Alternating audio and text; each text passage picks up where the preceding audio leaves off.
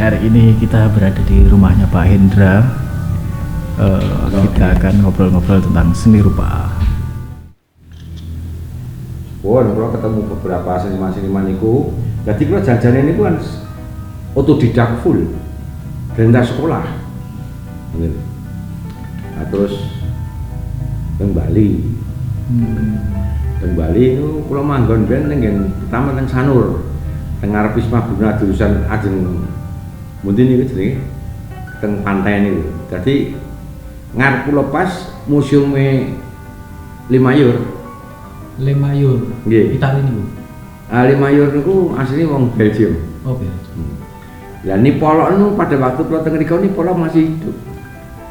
Masih baik, masih hidup, omongan kembali pulau kena Nipolo. Terakhir kalau ketemu Nipolo tahun 81. Sekian Bali, nah pulau keliling dunia. Sekian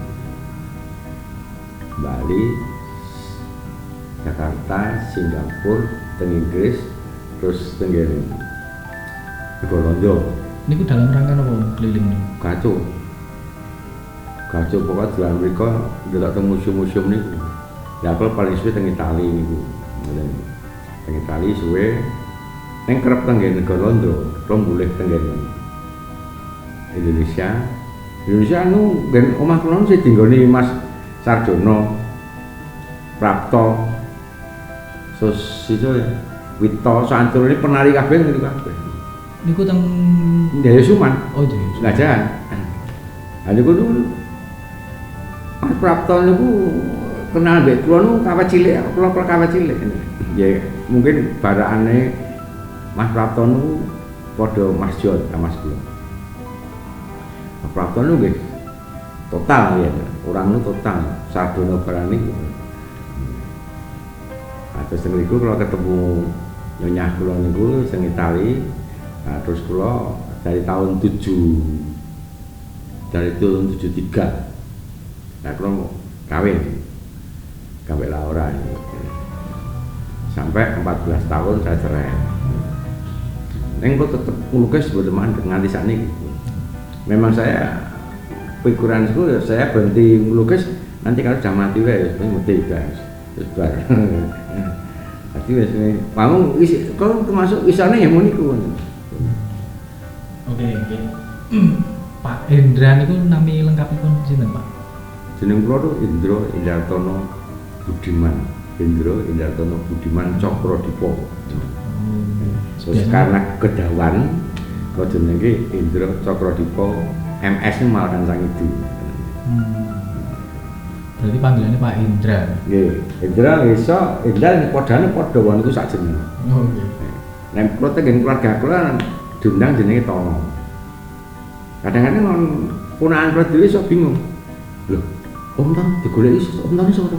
Om Tono Om Indra ku ngene. Dadi akeh banget jenenge ini. Nek jaman teng biyen teng sing sekolahan itu neng, itu antara sekolahan. Berarti Om Hendra niku mengenal seni rupa niku sejak umur berapa Om?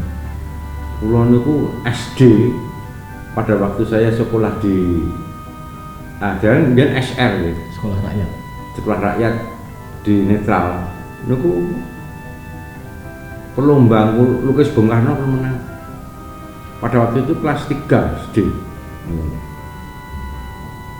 Niku masih di Solo nih? Jogja. Oh di Jogja. Kalau urip Jogja ya. Nganti SMP kalau pindah ke Solo, neng dolan tetep Jogja. Jadi kan Jogja kanca kula katakan pesak niki. Niku pada saat itu di Jogja siapa yang mempengaruhi Pak Hendra untuk menulis atau membuat seni rupa? Yang mengajarkan? Kalau mengajarkan tidak ada, cuman tertarik sekian diri saya sendiri gitu. Jadi tiap seniman kalau tidak pada waktu itu.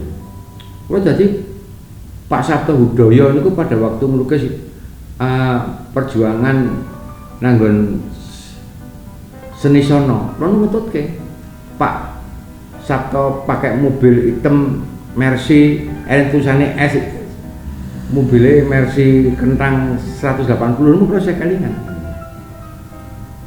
Nganti Pak Sabto kan dulu kan istrinya Bu Kartika, Setelah cerai kambek Yani.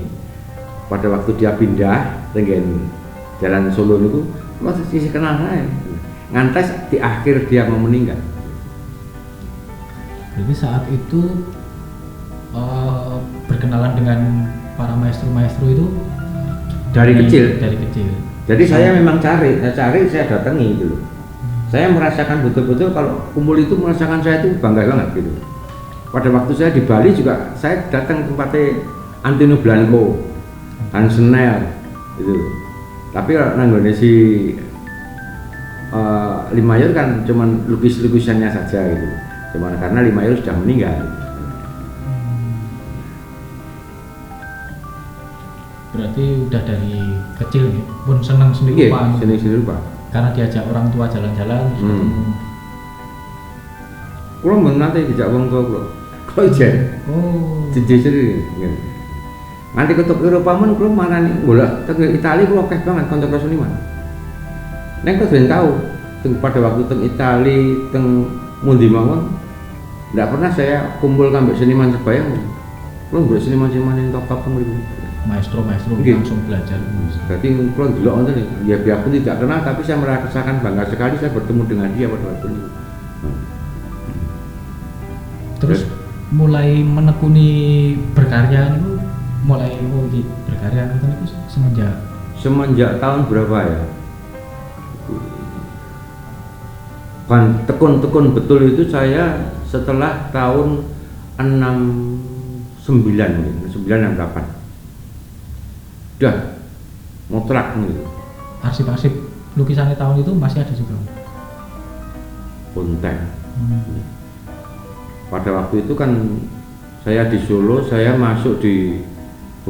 saya ikut kumpul-kumpul dengan ya senior saya di HBS. HBS itu Himpunan Budaya Surakarta pada waktu yang Analun Lor. Termasuk pada waktu itu ketuanya Pak Marno Sutondoro. Nah saya sempat juga dengan seket bersama kambek Pak Dula. Berarti kan sekarang itu kan yang ada di situ kan sudah nggak ada semua.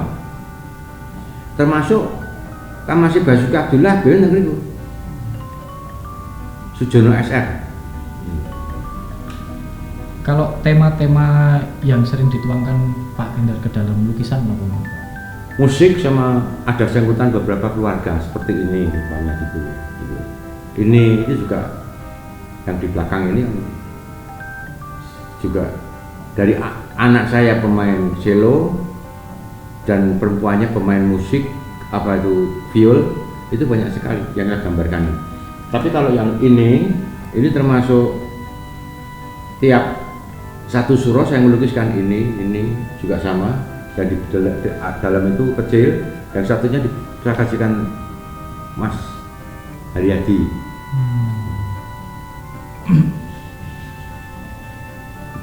Kenapa senang melukis musik dan ya karena ada hubungan dengan keluarga saya. Anak saya kan pemusik semua gitu. Terus kalau masalah gini-gini kan sebetulnya kejadian pada waktu saya, istri saya, anak-anak saya ya. Itu kayak gitu. Berarti lebih kepada peristiwa di depan gitu. Seperti ini kan saya melukiskan saya dengan model saya makanya ini termasuk. Jadi kan dua perempuan ini kan sebetulnya saya gambarkan dua perempuan sebetulnya anak saya laki sama perempuan itu. Satu bawa cello dan satunya bawa viol. Biasanya Pak Endar ketika melukis itu di waktu-waktu apa Pak? Apakah dulu dan sekarang itu sama atau punya siklus yang berubah? Hampir sama. Saya terus senang melukis pada waktu pagi sampai siang. Kadang-kadang malam dulu, tapi sekarang nggak pernah. Tapi ada kejadian-kejadian itu sering saya melukiskan. Seperti kejadian pada waktu penderitaan orang Lapindo itu. Seperti itu kan Lapindo kejadian itu. Itu saya melukiskan itu mungkin sudah ada lebih dari 50 lukisan. Jadi terus saya ngelukis lagi masalah zaman kekuasaan Pak Harto, itu banyak sekali juga. Kalau itu malah sudah nggak ada, itu tinggal beberapa tok itu. Siapa saja yang mengoleksi karya-karya Pak Pindra? Kalau di Solo itu ada salah satu orang Cina kaya namanya Pak Namseng, itu ngoleksi saya. Terus kalau masalah sebetulnya banyak itu, tapi kalau patung banyakkan keluar di Jerman, di Australia, ada berapa lagi ya? Itu di Belgia dulu ada beberapa gitu. Hampir kalau di Eropa banyak sekali yang beli lukisan saya. Nah, melihat kondisi sosial kesenian saat ini, tentu pripun kalau Pak Indra melihat seni? Kalau sekarang itu khususnya di Solo itu saya rasa ya kebetulan aja pemerintahnya kurang memperhatikan ya, saya rasa gitu. Seperti orang-orang Solo banyak sekali yang melarikan di Jogja, dan Jogja itu banyak sekali seniman-seniman besar kebanyakan dari Solo, itu benar gitu. Sampai penarinya pun juga W.S. Lendra pun dari Solo ya, karena Pinanggon Solo kebetulan aja ya beginilah gitu. Sekarang bisa melihat keadaan yang kita lihat tiap hari itu Keraton Solo hancur kayak begitu kan memalukan sekali umpamanya gitu ya. Jadi seniman itu merasakan kayak sedih gitu. Kalau saya orang Solo, saya mau memamerkan apa budaya di Solo itu sudah ada tuh, sudah hancur kabeh. Karena itu cagar budaya diuri-uri yang namanya mana beteng itu sudah bukan punya pemerintah lagi. Itu ada 60 sertifikat. Apa jalan-jalan itu? Kalau untuk seni rupa sendiri itu ada apa saja sih? Kalau ini kan Om Indra nomor dikit impresionis nih. Impresionis. Kalau seni nomor itu enten apa mawon selain impresionis nih? Maksudnya? Perbedaannya apa dari impresionis? Kalau impres itu jadi umpama sekarang kalau realis itu ya umpamanya Pak Dullah itu masuk realis klasik ya. Kalau impresionis itu umpamanya pelopornya seperti Van Gogh gitu. Jadi satu gurisan itu kelihatan sekali, satu gurisan sudah menunjukkan satu ekspresi itu termasuk impresionis gitu. Kalau ekspresi itu Pak Afandi gitu. Kalau Mendar lebih ke impresionis. Impresionis ya. Kalau karya-karya yang di belakang ini kira-kira tahun berapa Om? Ini baru saja ini. Ini semua baru saja tahun ini semua ini. Paling lama 2018 paling lama ini. Ini semua ini. Karena saya punya persiapan mau pameran tunggal gitu. Karena ada COVID-19 ini ya berhenti gitu. Saya sekarang ada yang baru aja ada 36 lukisan sekarang. Yang sebesar-besar ini.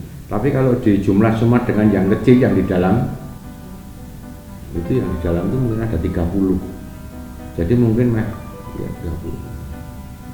75 ada bisa. Berarti itu dari dulu sampai sekarang intens terus ya, bertahan tanpa berhenti ya. Ya, bisa nanti kan bisa dilihat itu. Kalau yang di depan-depan tadi itu koleksi kayak itu yang poster itu kenapa mengoleksi poster konser tadi? Gimana ya, kalau itu kan seperti seniman itu karena kan kita melihat tidak cuman apa jenis pelukis kan gitu, penyanyi juga seniman gitu. Fotografer pun seniman gitu. Semuanya seniman, jadi kita tuh menghargai semuanya apa yang seni gitu. Merawatnya iya, koleksi. Sekarang di konser itu luar biasa. Orang di teater itu saya hobi lihat teater itu. Dulu kan saya pernah bikin teater gitu. Paling berkesan melihat karya seni di mana Om? Siapa? Saya itu kalau melihat pameran di museum ya, itu kalau realis itu mungkin di dunia ya apa iso ngalah gitu gambar Rusia. Lukisannya gila. Dan Rembrandt sendiri, lukisannya Rembrandt yang ada di negeri Belanda, di museum di negeri Belanda, dengan museum yang ada di Kremlin di Rusia, banyak di situ. Jadi kan pada waktu itu kan tahun 1500 berarti ya banyak sekali yang dibeli oleh kerajaan Tsar ya. Oh, berarti Rusia itu malah seni rupanya hebat. Lukisannya gila, realisnya luar biasa karena pada waktu itu kan negara tertutup ya, jadi tidak terekspos gitu. Patungnya pun luar biasa, gila. Jadi kalau kita melihat Michelangelo, wah luar biasa itu. Rusia ya nggak kalah. Kalau untuk musik? Kalau musik ya mesti di Eropa ya, masuk klasik ya umpamanya seperti Mozart, Santuni Barat, tapi Eropa. Tapi ya klasik di Rusia juga tidak kalah. Selain di Rusia, di mana Om yang kira-kira melihat karya itu? Nah, di Italia itu bagus juga tuh. Dekat Roma itu ada salah satu lukisan yang itu realis klasik pada waktu itu sing klasik kuno ya. Itu saya lihat lukisannya si Botticelli. Saya melihat luar biasa, itu pelukisnya gila. Jadi selalu melihat wajah-wajah di Botticelli, karangan Botticelli lukisannya itu, Anda melihat kayak seperti pernah kenal. Kalau untuk seniman seni rupa dunia yang diidolakan nominal, saya itu Hockey, yang itu kan seniman-seniman yang muncul banyak sekali pada waktu itu kan, dulu kan kiblatnya di Prancis kan ya, di Paris. Jadi pamane saya lihat kejadiannya seperti pamane Van Gogh luar biasa. Terus siapa jenenge Modigliani luar biasa juga. Siapa lagi? Picasso ada juga. Tapi yang tidak di dalam Montmartre di Paris itu ada seniman yang juga luar biasa itu di Austria. Satu si Gustav Klimt. Itu ada 3, semuanya terkenal kabeh. Gustav Klimt, terus siapa jenenge? Satu Gustav Klimt, satunya si Edvard Munch, satunya Egon Schiele. Itu terkenal di Eropa, terkenal sekali. Karyanya lebih kemana Om? Realis? Itu ekspresif, agak ekspresif sih. Tapi kalau ini siapa jenenge si Gustav Klimt itu apa ya? Itu ya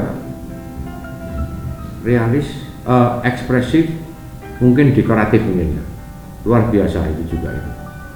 Tapi semua seniman di dunia ya, untuk menurut saya ya, itu kabeh eneng sing ngidolane mesti eneng. Seperti sekarang yang terkenal seperti yang saya sebutkan tadi, kayak si Gustav Klimt. Gustav Klimt itu mengidolakan sekali dengan salah satu seniman di Italia, namanya Giovanni Sugantini. Tahunnya hampir sama, itu kan tahun-tahunnya tahun akhir 1800. Picasso itu tahun 1881, hampir semuanya sama. Saling mengidolakan. Siapa? Mereka harus sepantaran tapi mengidolakan. Oh iya, kalau si Van Gogh itu kan mengidolakan betul-betul sampai si siapa sih yang pindah nang Tahiti, siapa sih si lali aku lupa ya, saya lupa. Kalau pada masa itu di tahun 1800-an itu ketika mereka melukis itu, apakah peristiwanya perang atau gimana Om di negara itu? Pada waktu itu perang dunia pertama ya, kelihatannya ya. Ekspresinya juga ke arah situ juga pasti. Itu kan Rusia biasanya yang melukiskan masa perjuangan itu banyak sekali Rusia. Tapi kalau kayak si Van Gogh enggak. Van Gogh juga landscape dia bikin gitu. Wajah orang juga. Modigliani hampir semuanya orang. Terus ada lagi satu Prancis yang orangnya pendek, cebol itu, jenenge Henri Toulouse-Lautrec gitu. Dia kelihatan kalau nggak salah dia termasuk keluarga dari darah biru, cuman dia hidupnya di tempat pelacuran. Dia melukis sampai dia mati gitu. Jadi dia umurnya cuma 36 jam meninggal. Terus si Modigliani itu 36 berapa itu meninggal. Dan itu pada waktu itu kan ada dinilai ya dengan kurator pada waktu di situ, termasuk ya Picasso, termasuk Modigliani, termasuk banyak sekali yang ada di situ. Itu yang dikatakan yang paling bagus lukisannya itu Modigliani. Tapi pada waktu penilaian jadi itu Modigliani tidak ada di situ. Dia baru mabuk di salah satu bar di situ. Istrinya ada di situ. Akhirnya Modigliani itu meninggal. Setelah istrinya tahu kalau meninggal, dia pergi ke tingkat tingkat 6, dia bunuh diri. Wah, itu memang tragis sekali. Bisa. Oh, selain lukisan, Om Endar itu kan pematung juga. Iya. Nah, itu cerita apa yang ada di patung itu? Kalau itu sebetulnya Kebanyakan untuk medianya juga. kalau biasanya saya ya perempuan bisa bikin itu ya. Terus biasanya saya banyak sekali mendapatkan inspirasi dari improvisasi dance. Itu malah justru dari Mas Sardono. Gitu. Improvisasi Ya, dance. gitu. Saya bikin di situ. Jadi gerak bebas kan, itu improvisasi jadi ya improvisasi gitu. Ya. Kalau seperti saya sering saya melihat di siapa Mas ya di pada waktu di mana? Radio Pustaka. Nah, Raja Pustaka itu memang banyak sekali mendapatkan saya inspirasi yang luar biasa. Ini kalau lukisannya Sembudio, enten ya. Niko niki, saya sing sijine digo Mas Yadi, sing jero niku ngenten cilik ambek niki. Langsung di tempat nih Om ya. Nggih, si itu ya di gaya hidup saya gini nih lah. Kalau mikir ke bangsa lainnya enggak, apalagi politik wegah gitu. Jadi ya melukis ya. Dulu kan pada waktu di Jayasuman kan di samping saya ngelukis kan saya ngeragati anak-anak teater gitu. Termasuk Didik Panji gitu. Jadi saya dulu pertama bikin dari teater tokek gitu, kenal gitu. Karena di tempat Jayasuman dulu tokek gitu. Tokek. Dulu sempat main motor juga gitu. Ya, Koleksi motornya apa itu? saya dulu semenjak tahun berapa ya? SMA kelas 1 itu saya sudah naik BSA Thunderbird nomor 650 cc tahun 70 gitu. Jadi sebelum itu saya Harley yang flathead. Jadi WLC. Jadi yang lama. Kalau saya dengar masa di saya tuh dulu punya Harley 16 Harley Davidson ya di tempat di Suman itu. Dan saya punya tukang khusus ngersi Harley Davidson itu bingung buat jenenge Pak Ali. Itu ikut saya 20 tahun sampai meninggal. Terus saya pakai PSA sampai terakhir tahun 2012 saya sudah ganti Harley yang baru. Jadi saya ganti bidang motor sudah banyak sekali. Jadi saya dulu kan saya di Bali pada waktu tahun 75 di berapa itu. Jadi Solo Bali saya naik sepeda motor pakai BSA Thunderbird itu kalau dihitung 100 kali. Jadi saya lebih senang naik sepeda motor daripada lainnya. Melihat. Ya. Jadi kadang-kadang saya dulu kan dengan istri saya Laura itu Solo Bali, Solo Sumatera aja pakai BSA gitu. Saya merasakan punya kebebasan, paling senang naik sepeda motor. Sampai sekarang pun saya masih senang sepeda motor. Cuman kadang-kadang ya sok orang pati kuat gitu. Dari Saya punya hobi banyak, berburu. dulu sempat berburu. Saya berburu semenjak dari kecil juga. Jadi pada waktu saya sekolah di Jogja itu asal dihampiri orang-orang tua-tua itu berburu babi hutan, saya berangkat. Saya punya koleksi senjata api itu. Dulu saya punya 12 senjata api. Jadi pada waktu belum dilarang kaliber sama itu, saya punya kaliber 3006 itu untuk berburu. Tapi kalau di militer 762 kalibernya. Saya itu aja punya 4, semuanya Moser, Browning, terus saya ada lagi apa itu Ruger. Sudah, pistol ya seneng ya. Oh, kalau melihat sampai apakah masih update melihat seni rupa Indonesia saat ini? Gimana masih? Masih sering Wah masih. Kalau menurut Om Enda, seni rupa saat ini bagaimana Om? Ya, karena saya ya sudah lama enggak di Jakarta ya. Kalau di Solo ya gitu-gitu tok, kurang ada majunya kurang. Kalau di Jogja agak lumayan ya. Jadi kayak gitu lah. Kalau di Solo saya rasa ya semuanya kok. Nah, kalau Om Enda lebih setuju mana? Seni rupa yang berangkat dari sekolah atau dari alam? Nah ini ada perbedaan, sebenarnya sama. Kalau dari akademis itu karena kadang-kadang orang tidak punya bakat itu bisa masuk di situ, mamanya gitu. Satu akademi, yang satunya otodidak. Bukan saya karena otodidak ya. Kalau orang dari Quran akademi itu ya lukisannya gitulah, gitu. Jadi tidak begitu kaya imajinasinya. Itu menurut saya. Jadi karena saya tidak mewujudkan orang-orangnya, saya banyak yang kenal. Ya tapi saya melihat gitu. Tapi kalau orang-orang yang otodidak itu banyak sekali idenya, lebih banyak, lebih kaya. Kalau Pak Fandi dengan Pak Joko Pake bagaimana menurut? Wah, anak saya jauh Pak Fandi gitu. Tapi Joko Pake ya luar biasa, dia punya ciri khas luar biasa Joko Pake. Wih, gambarnya ya kadbian yang bangsa tari ya,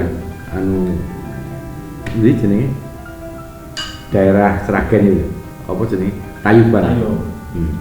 Itu yang membumi, yang itu ya berburu celeng itu ya. Iya itu yang akhir-akhir itu ya, sampai laku 1, M itu ya. Kalau Pak Afandi itu bagaimana menurut Om Enda? Apa yang dilihat? Kalau Pak Afandi itu lukisannya hampir semuanya ya top menurut saya. Gitu. Dari sisi apa? Dari sisi spontanitasnya dia itu pada waktu melukis luar biasa. Jarang orang kayak begitu. Gitu. Saya pernah ngetut ke Pak Afandi itu pada waktu dia melukis nang Kosambal. Jadi saya lihat di Ubud dia berangkat atau timbul.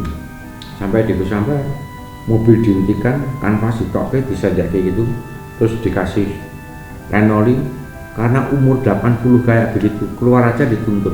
Begitu di depan kanvas dia melukis luar biasa. Saya betul-betul dengan Pak Fandi memang salut betul, luar biasa. Jarang orangnya Pak Fandi. Pak Fandi itu seniman bener, sebenarnya seniman. Pak Dula segala macam tidak ada apa-apanya. Untuk saya ya. Sekarang kalau pesan-pesan untuk generasi bangsa maupun dunia tentang seni rupa itu seperti apa kalau Om Enda memberi pesan untuk generasi? Kalau saya itu memberikan, karena ya itu gini. Jadi ya kalau ini saya susahnya gini ya. Banyak sekali anak muda yang mau melukis, banyak sekali yang betul-betul mau fokuskan ke situ, tapi kadang-kadang ya Anda kan tahu sendiri keadaan keuangan, keadaan ini kesulitan begitu itu. Jadi akhirnya tidak fokuskan di situ. Tapi banyak sekali anak muda yang betul-betul mau ke situ, fokuskan itu banyak sekali. Karena pemerintah sendiri kan tidak memperhatikan masalah seniman, masalahnya gitu. Anak muda yang banyak lukisannya yang bagus-bagus banyak sekali. Tapi aku melukis sekarang, saya harus kerja, cari kerjaan karena saya mau beli cat. Jadi ya tetap kalau mau ke situ ya siapa yang bertahan dia pasti ya kan Iya. dikenal. Sekarang kan sebaya saya ya, itu yang sudah berhenti ngelukis, wah jauh lebih dari separuh. Saya ngelukis tanpa ada berhentinya gitu. Ya mungkin ya karena orang tua saya pada waktu itu kan ya kecukupan ya. Jadi saya ada di display masalah materi dicukupi lah gitu. Tapi kalau dari keluarga saya kayak ibu saya setengah-setengah setuju jadi anak yang ngelukis apa ora itu setengah-setengah. Karena ibu saya wah untuk lukis sih boleh di toko. Tapi akhirnya bertahan ya. Iya, saya bertahan terus itu. Jadi memang perjuangan pelukis ya, perjuangan seniman seni rupa itu luar biasa. Dia berjuang betul dari nol, dari rambut iki ngantek jadi terkenal umpamanya gitu ya. Itu luar biasa. Kabeh kawan. Satu lagi Om. Kontemporer itu apa Om? Ya kalau saya menurut ya modern art ya masuknya kontemporer gitu. Modern art. Apakah itu karena saat ini temporer itu saat ini atau Enggak, dari dulu sudah ada. Dari dulu sudah ada. ya maksudnya itu artinya lukisan misalnya kontemporer ya saat ini saya melukis peristiwa lingkungan apa keadaan saat ini ya di lukisan itu menjadi jenis kontemporer atau Ya bisa kan, semuanya bisa kan gitu. bisa seperti itu ya. Jadi seperti kayak melukiskan abstrak gitu loh. Tapi bukan abstrak yang ekstrim ya. Itu yang itu kan kayak apa jadi kayak kejadian apapun jadikan satu gitu kan. Kayak itu ya, Basquiat itu. Basquiat aja ya. Mana enggak tahu ya. Dan Michael Basquiat dia kan pelukis kontemporer pertama yang diakui dunia. Ya, ya mungkin ya betul itu. Betul.